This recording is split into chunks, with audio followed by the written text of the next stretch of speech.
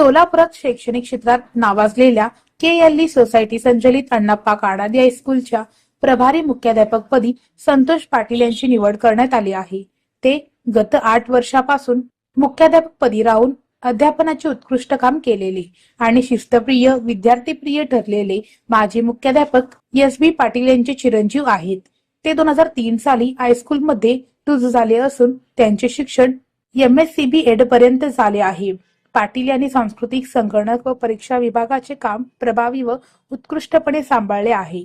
पाटील यांना नुकतेच नियुक्तीपत्र देण्यात आले।